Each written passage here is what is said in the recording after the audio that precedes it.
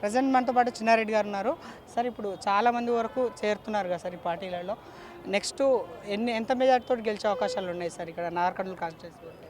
అంటే పోయిన అసెంబ్లీ ఎన్నికల్లో ఒక 7 స్థానాల్లో అసెంబ్లీ స్థానాల్లో 5 కాంగ్రెస్ పార్టీ గెలిచింది, 2 మాత్రమే టీఆర్ఎస్ పార్టీ గెలవడం జరిగింది. రేపు రాబోయేటువంటి పార్లమెంట్ ఎన్నికల్లో 7 నియోజకవర్గాలు కూడా మంచి మెజారిటీ ఉంటుంది. మంచి మెజారిటీతో కాంగ్రెస్ పార్టీ అభ్యర్థి గెలవడం జరుగుతుంది ఎంపీగా అనేటువంటి ఆశాభావంతో మేము అందరం కూడా ఉన్నాం. అదే మాదిరిగా పక్కన ఉండేటువంటి మహబూబ్నగర్ కూడా 7 అసెంబ్లీ స్థానాలు రేవంత్ రెడ్డి గారి నాయకత్వాన, ముఖ్యమంత్రిగా వారి నాయకత్వాన 7 కాంగ్రెస్ పార్టీ గెలిచింది. ఇలా వంశీ చంద్రరెడ్డి గారు అక్కడ పోటీ చేస్తూ ఉన్నారు. ఆయన కూడా మంచి మెజారిటీతో గెలుస్తారనేటువంటి నమ్మకం. మహబూబ్నగర్ జిల్లా రేవంత్ రెడ్డి గారి సొంత జిల్లా. దాదాపుగా ఒక 72 సంవత్సరాల తర్వాత బూరుగుల రామకృష్ణరావు గారు ఆ రోజు హైదరాబాద్ రాష్ట్రానికి ముఖ్యమంత్రిగా ఉండే. ఇవాళ తెలంగాణ ఏర్పడిన తర్వాత 3వసారి జరిగిన ఎన్నికల్లో మళ్ళా ఉమ్మడి మహబూబ్నగర్ జిల్లా అభ్యర్థి ఆ నివాసి ఈరోజు ముఖ్యమంత్రి కావడం జరిగింది రేవంత్ రెడ్డి గారు. ప్రజల్లో గొప్ప అభిమానం ఉంది. మా వాడు ముఖ్యమంత్రి అయ్యాడు, ఈరోజు పాత మహబూబ్నగర్ జిల్లాకు మంచి అభివృద్ధి కార్యక్రమాలు వస్తాయనేటువంటి నమ్మకంతో ప్రజలు ఉన్నారు కాబట్టి మంచి మెజార్టీతోనే గెలుస్తారు 2 అభ్యర్థులు కూడా. ప్రజెంట్ వనపర్తిలో సిచ్యువేషన్ ఎట్లా ఉంది సార్? కాంగ్రెస్ పాలన ఏ విధంగా ఉంది సార్? ఇప్పుడు మొత్తానికి చూసుకుంటే కాంగ్రెస్ తెలంగాణలో ఏ విధంగా ఉంది సార్? ఇప్పుడు వాస్తవంగా మీకు డిసెంబర్ 7 నాడు మనకు ప్రభుత్వం కొత్తగా ఏర్పడ్డది. డిసెంబర్ 7 నుంచి జనవరి 7, ఫిబ్రవరి 7, మార్చి 7, ఏప్రిల్ 7, రేపు మనకు మే 7 వస్తే 5 మాసాలు అవుతుంది. అంటే దాదాపు 150 దినాలు. 150 దినాల్లో ఎలక్షన్ కోడే మనకు దాదాపుగా ఒక 45 రోజులు 50 రోజులు. ఎందుకంటే మహబూబ్నగర్ లాంటి జిల్లాలో మాకు ఒక గ్రాడ్యుయేట్ కాన్స్టిట్యూన్సీ ఎమ్మెల్సీ ఎలక్షన్ కూడా రావడం జరిగింది. ముందే మాకు ఎలక్షన్ కోడ్ వచ్చింది. అయినా కూడా 6 గ్యారంటీలలో 5 గ్యారంటీలు అమలుకు నోచుకున్నాయి, మొదలుపెట్టినారు. తర్వాత పార్లమెంట్ ఎన్నికల కోడ్ వచ్చి ఆగిపోయినాయి. ఈరోజు మిగతా 1 గ్యారంటీ, దాని తర్వాత మిగతా 5 గ్యారంటీలు, 1 గ్యారంటీ, 6 గ్యారంటీలు కూడా ఎన్నికల తర్వాత పెద్ద ఎత్తున అమలు కావడానికి అవకాశం ఉంది. అభివృద్ధి కార్యక్రమాలు ఎందుకంటే నిధులు కొంచెం తక్కువగా ఉన్నాయి. ఎందుకంటే కేసీఆర్ గారి ప్రభుత్వం, టీఆర్ఎస్ ప్రభుత్వం పూర్తిగా ఖజానా ఖాళీ చేసి ఊడ్చుకొని పోయింది, ఏమీ లేకుండా. ఈరోజు మీకు మొన్న 1వ తేదీ మే 1 నాడు సెలవు ఉండే కార్మిక దినోత్సవం అని, 2వ తేదీ నాడు ప్రతి ఉద్యోగస్తునికి జీతాలు అందినాయి. గతంలో టీఆర్ఎస్ ప్రభుత్వంలో 15, 20 వరకు కూడా జీతాలు వచ్చే పరిస్థితి లేకుంటుండే. ఇలా మొదటి తేదీ నాడు జీతాలు వేయడం జరుగుతూ ఉంది. పెండింగ్ బిల్స్ కూడా ఇచ్చేటువంటి ప్రయత్నం ప్రభుత్వం చేస్తూ ఉంది. తప్పకుండా రేపు రాబోయే రోజుల్లో మన ఖజానా భర్తీ చేసుకొని చెప్పిన అన్ని హామీలని ఫుల్ఫిల్ చేయడానికి కాంగ్రెస్ ప్రభుత్వం తప్పకుండా ప్రయత్నం చేస్తుంది. రేవంత్ రెడ్డి గారు చాలా సమర్థవంతంగా అందరినీ కలుపుకొని, తిట్టిన వాళ్ళని, పొగిడిన వాళ్ళని అందరిని కలుపుకొని ఒక త్రాటిపైకి తీసుకొని వచ్చి ప్రభుత్వాన్ని చక్కగా నడపాలనే ప్రయత్నం వారు చేయడం జరుగుతుంది. ఇవాళ పక్క రాష్ట్రాల్లో కూడా వారు పోయి ప్రచారం చేయడం జరుగుతూ ఉంది. ఒరిస్సాకు ఒకరిపోతున్నారు, తమిళనాడుకు ఒకరిపోతూ ఉన్నారు, కర్ణాటక ఒకరిపోతూ ఉన్నారు, కేరళకు ఒకరిపోతూ ఉన్నారు. ఆ ప్రకారంగా మన తెలంగాణ ఉండే ముఖ్య నాయకులు పక్క రాష్ట్రాల్లో కూడా ప్రచారం చేసి కాంగ్రెస్ పార్టీని గెలిపించే ప్రయత్నం ఈరోజు కనబడతా ఉంది అనేటువంటి మాట కూడా నేను మనం చేస్తున్నాను. సార్ మొత్తం 6 గ్యారంటీల్లో 13 గ్యారంటీలు ఉన్నాయని చెప్పేసి అంటారు సార్. 6 గ్యారంటీలు సగానికి సగం వరకు అసలు అమలు కాలేదని చెప్పేసి అంటున్నారు సార్. అందులో 2-3 మాత్రమే అయినాయని చెప్పేసి చెప్పుకుంటున్నారు. మీరు ఒక్క మాట చూస్తే మహిళలకు ఉచిత బస్ ప్రయాణం అమలైంది, బస్సులలో తిరుగుతూ ఉన్నారు. దాని తర్వాత 500 రూపాయలకు సిలిండర్ ఇవ్వడం, అది కూడా మొదలైంది.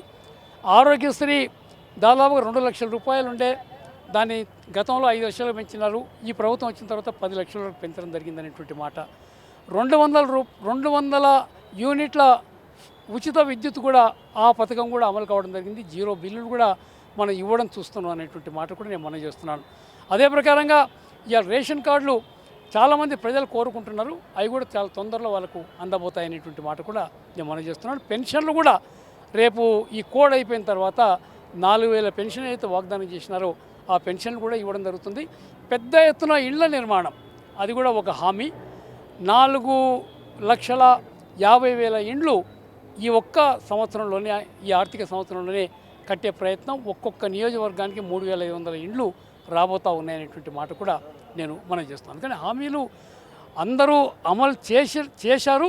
కోడ్ వచ్చిన తర్వాత ఆగాం. దాన్ని ఎవరు కూడా కోడ్ను ఉల్లంఘించి అమలు చేసే ప్రయత్నం ఏ ప్రభుత్వం కూడా చేసే సాహసం చేయదు. రేపు కోడ్ అయిపోతూనే అన్నీ అమలవుతాయి. మేమందరం కూడా పరిగెత్తుకుంటూ ఈ హామీలన్నీ అమలు చేసే ప్రయత్నం చేస్తాం. దానికి ఆకర్షితులయ్యే ఇవాళ ఇంతమంది మేధావులు, ఇంతమంది అనుభవం ఉండేటువంటి సీనియర్ కాంగ్రెస్ ఇతర పార్టీలో ఉండే నాయకులు వాళ్ళందరూ కూడా ఇవాళ కాంగ్రెస్ పార్టీలో చేయడం జరుగుతుంది. ఇవాళ బుచ్చారెడ్డి గారని గతంలో వారు కాంగ్రెస్ పార్టీలో ఉన్నారు.